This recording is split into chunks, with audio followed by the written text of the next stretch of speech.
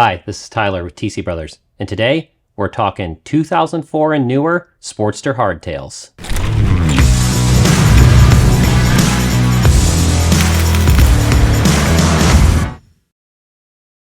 If you have a 2004 to 2013 Harley-Davidson Sportster and you're looking to install a Weld-on hardtail, you've come to the right place.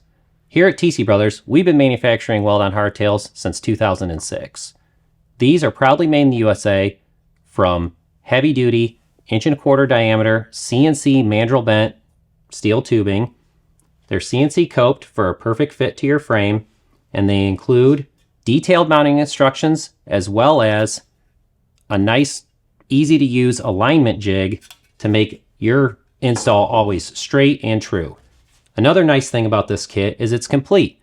It has axle adjusters and all the associated hardware needed to use your stock rear wheel, your stock rear brake, and it also includes a 3-inch stretch with 5-inch ground clearance that is very rideable, works great with your stock length front end, and just has a great look from the neck all the way to the axle plates.